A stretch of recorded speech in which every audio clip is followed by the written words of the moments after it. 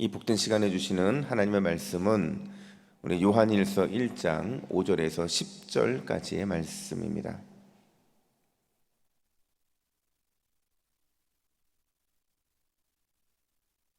신약성경 388면 요한일서 1장 5절에서 10절까지의 말씀, 빛으로 산다는 것이라는 제목으로 오늘 말씀을 받겠습니다. 우리 한 절씩 교독해 읽겠습니다. 우리가 그에게서 듣고 너에게 전하는 소식은 이것이니 곧 하나님은 빛이시라. 그에게는 어둠이 조금도 없으시다는 것이니라. 만일 우리가 하나님과 사귐이 있다 하고 어둠에 행하면 거짓말을 하고 진리를 행하지 아니함이거니와, 그가 빛 가운데 계신 것 같이 우리도 빛 가운데 행하면 우리가 서로 사귐이 있고 그 아들 예수의 피가 우리를 모든 죄에서 깨끗하게 하실 것이요, 만일 우리가 죄가 없다고 말하면 스스로 속이고 또 진리가 우리 속에 있지 아니할 것이요, 만일 우리가 우리 죄를 자백하면 그는 미쁘시고 의로우사 우리 죄를 사하시며 우리를 모든 불의에서 깨끗하게 하실 것이요, 만일 우리가 범죄하지 아니하였다 하면 하나님을 거짓말하는 이로 만드는 것이니 또한 그의 말씀이 우리 속에 있지 아니하니라. 아멘. 이번 스리랑카라는 나라에 아나바스 스칸덴스라는 그냥 이런 학명으로 불리는 특이한 물고기가 있다고 해요. 저도 뭐 처음 들어봤던 물고기였는데, 이 물고기가 왜 특이하냐면요, 가끔 물에서 나온대요. 그래서 육지 생활을 한다는 거죠. 여러분, 물고기가 육지 생활한다고 생각해 보세요. 보통 물고기들은 그냥 물 밖에 나오면 빠르면 1분, 만약에 느리면 30분이 지나면 다 죽잖아요. 근데 이 물고기는 일주일 정도 육지에서 생활할 수 있고 심지어 1km가 넘는 거리를 돌아다닌다는 거죠. 도대체 이게 어떻게 가능할까 해서 막 과학자들이 잡아서 해부를 했던 것 같아요. 해부를 해보니까 다른 신체적인 특징들은 다 일반 물고기랑 비슷했다는 거죠. 너무 비슷했는데 뭐가 달랐느냐? 그 뇌가 달랐다는 거예요. 뇌 속에 특별히 달팽이관처럼 생긴 그 뼈에 이런 통로 같은 것들이 있었는데, 이 물고기는 그 통로에다가 물을 가득 담아놓고 이 기관에서 물을 조금씩 보내서 자신의 몸의 습기를 유지했다라는 거죠. 그래서 이게 결국에는 육지 생활을 가능하게 만드는 그 기관 중에 하나였다라는 거예요. 제가 이 이야기를 접하면서 이런 생각이 들더라고요. 만약 우리에게 하나님의 은혜의 빛이 끊기게 되면 우리는 아마 물 밖에 나온 물고기처럼 죽게 될 겁니다.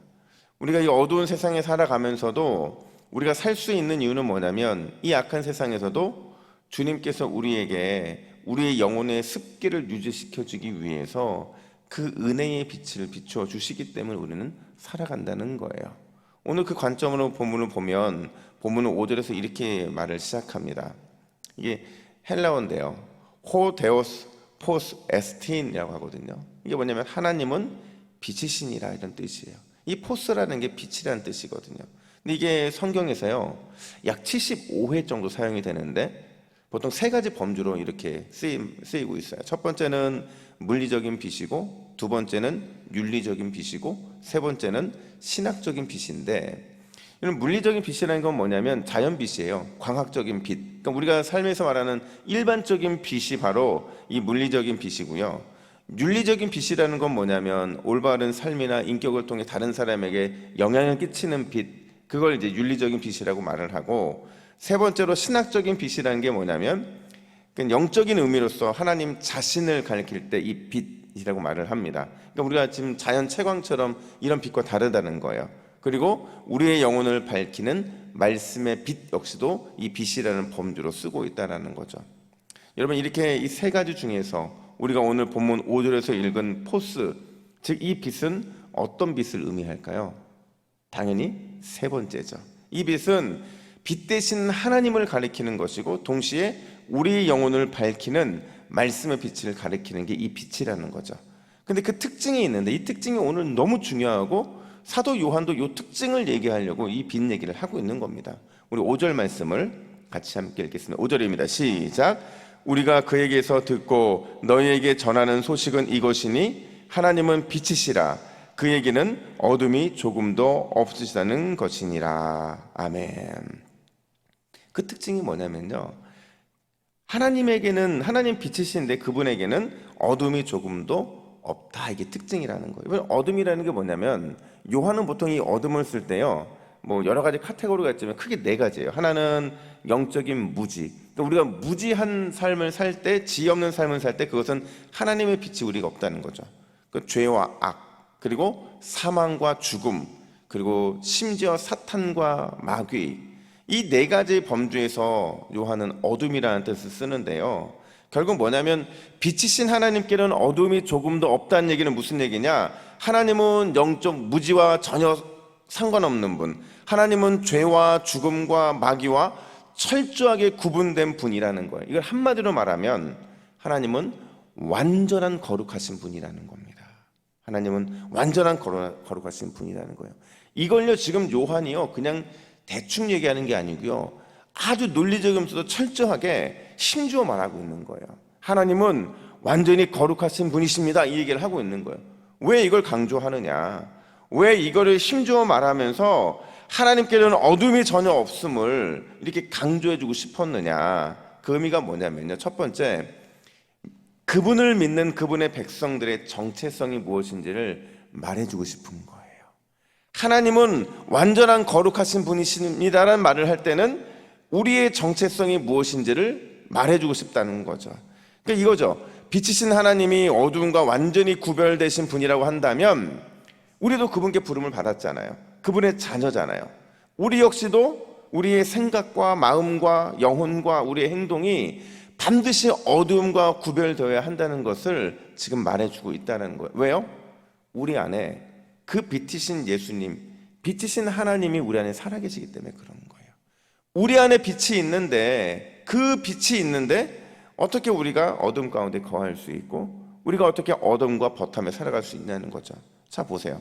7절 말씀 같이 읽어볼까요? 7절입니다. 시작. 그가 빛 가운데 계신 것 같이 우리도 빛 가운데 행하면 우리가 서로 사귐이 있고 그 아들 예수의 피가 우리를 모든 죄에서 깨끗하게 하실 것이요. 아멘. 그냥 분명히 말하잖아요. 우리도 빛 가운데서 행해야 한다. 왜요? 이게 우리의 정체성이기 때문인 거죠. 근데 여기 한 가지를 더 붙이는데요, 요한이 마치 이게 우리가 빛 가운데 살아가야 되는, 우리의 정체성을 명확히 붙잡아야 되는 그 가장 확실한 어떤 보증 같은 얘기를 하는데, 그게 뭐냐면 이거죠. 후반부에 보면 그 아들 예수 그리스도의 피가, 이렇게 말하고 있어요.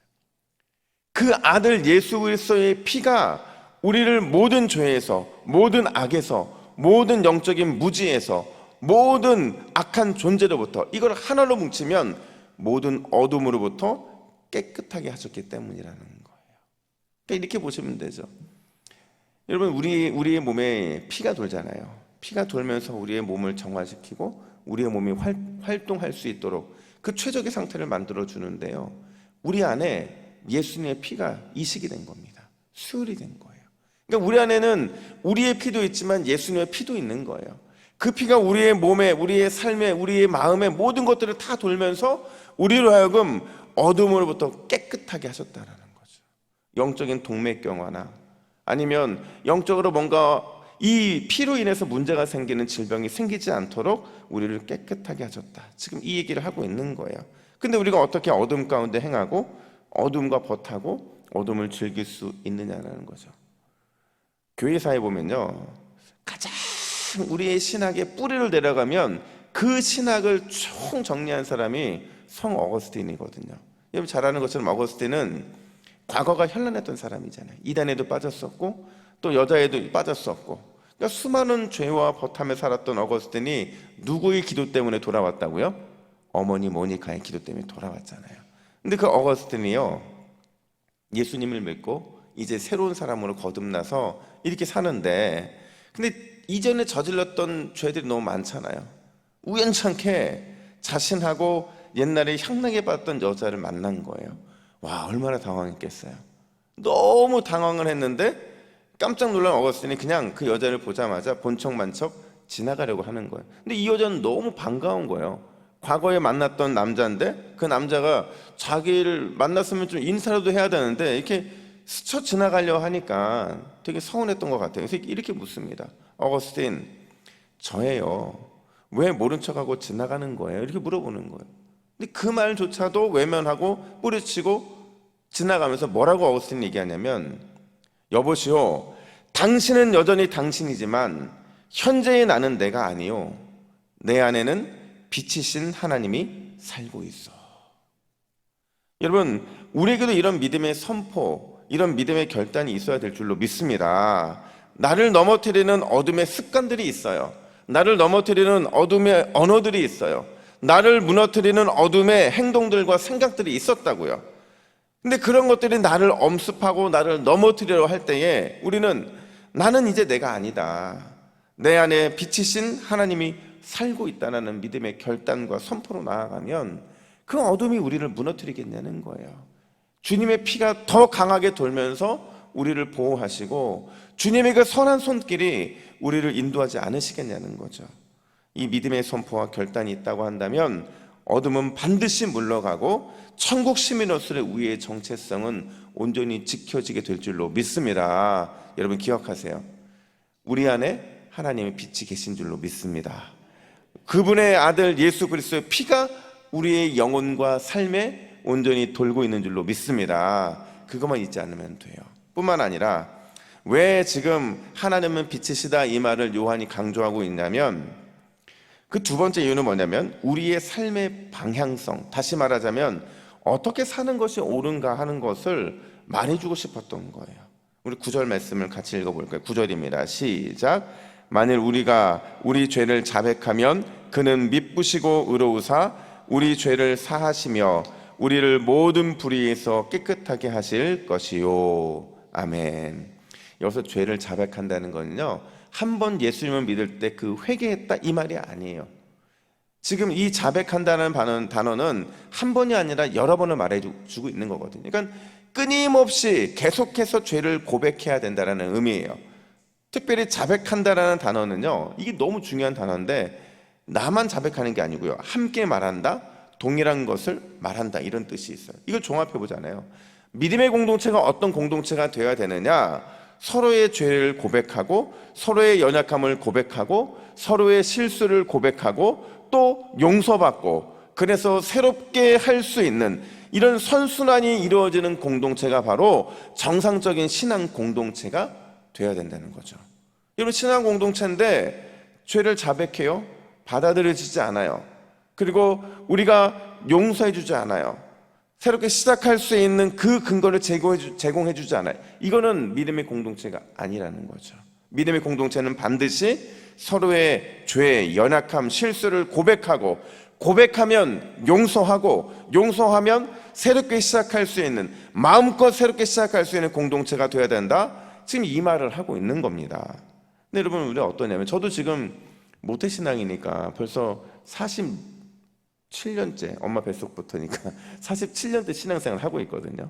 근데 제가 하는 신앙 공동체는 어떤 공동체냐면요, 서로의 죄와 연약함, 서로의 실수 용납해주지 않아요. 그리고 고백할 수 있는 이런 사랑과 자비의 풍성한 분위기 형성 잘 안 돼 있습니다. 새롭게 시작할 용기를 줄 만큼 좋은 공동체가 아니라는 거예요. 여러분 생각해 보세요. 세상에서 가장 용서를 잘 못하는 부류의 사람들이 누군지 아세요? 1순위는 목사들입니다. 제가 목사잖아요. 목사들은 정말 용서 못합니다. 심지어 저희를 가르쳤던 교수님들도요, 정말 용서 안 하십니다. 그러니까 자기네끼리 싸우고, 그래서 마지막 은퇴할 때까지 그 사람 얼굴 보지 않아요. 야, 저는 그런 분한테 배운 게 저희거든요. 그러니까 목사들이 얼마나 용서를 잘 못하겠어요. 목회 현장에서 발생하는 수많은 상처, 아픔, 이런 것들을 용서 못해요. 근데 이거 어떤 목사님이 좋은 목사님이냐면, 이런 이 용서할 수 있는 마음을 갖는 것 자체가 좋은 목사라는 증표인 거예요. 또 누가 가장 용서를 못하느냐? 그런 목사들과 함께 신앙생활을 하고 있는 성도님들이에요.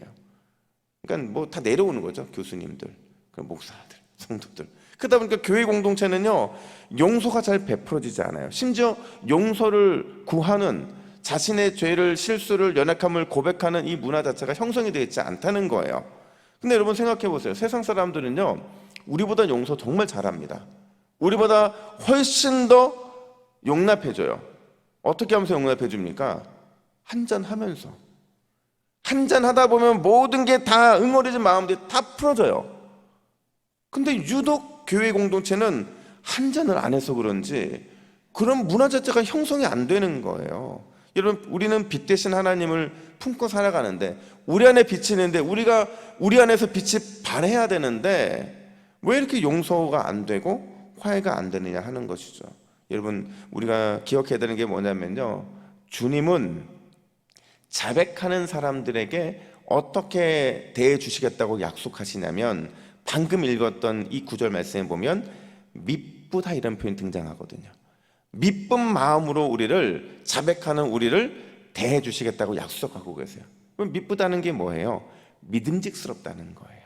그러니까 그분께 자백하면 믿음직스럽게 해결해 주시겠다는 거예요. 우리 공동체는 어떤 공동체가 되어야 되냐? 어떤 성도의 죄든 연약함이든 실수든 고백하면 서로 미뻐해 줄 수 있는 공동체, 그 공동체가 좋은 공동체라는 겁니다. 수용성 있는 공동체거든요. 여러분, 오늘 우리가 이 새벽에 기도할 때 아마 저희는 앞으로 저희 교회는 수많은 사람들이 몰려올 겁니다. 그러면 그분들을 어떻게 받아야 되느냐? 그분들이 자신의 연약함과 죄와 실수를 고백하면 우리도 그걸 경험했어, 받아주고 용납해주고 새롭게 시작할 수 있는 수많은 길들을 열어줬을 때, 어린아이부터 장년에 이르기까지 모든 사람들이 함께 은혜의 선순환을 일으킬 수 있는 교회, 그 교회로 세워지게 될 줄로 믿습니다. 우리 새벽에 기도할 때 이렇게 기도해야 돼요. 주님, 내 안에 빛 대신 주님이 계신다는 그 정체성을 항상 잊지 않고 살아갈 수 있도록 인도하여 주시옵소서. 우리 동부교회와 우리 가정이 더욱 미쁜 공동체, 믿음직스러운 공동체로 쓰임받게 하여 주시옵소서. 여러분, 이런 큰 기도의 마음을, 큰 성품의 마음을 가지고 기도하면 반드시 주님께서 우리를 그렇게 사용해 주실 줄로 믿습니다. 아멘. 함께 기도하겠습니다.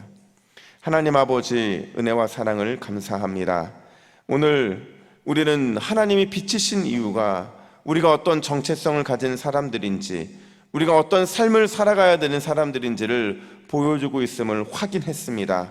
내 안에 빛 대신 주님이 계신다는 사실을 단 1초도 잃어버리지 않도록 도와주시고, 우리 동부교회와 우리 가정이 날마다 미쁜 공동체로 어떤 것이 우리 안에 고백되어진다 할지라도 믿음직스럽게 해결할 수 있는 그런 은혜 공동체로 세워지게 하여 주시옵소서. 날마다 내 자신의 영적인 그릇이 커짐으로 인하여서 교회의 그릇이 커지게 하여 주시고, 우리 교회의 그릇이 커짐으로 인하여서 마음껏 쏟아 부어주시는 하나님의 은혜와 축복을 늘 가득가득 담아내는 복된 교회로 쓰임받을 수 있도록 인도하여 주시옵소서. 감사드리며 예수님의 이름으로 기도하옵나이다. 아멘.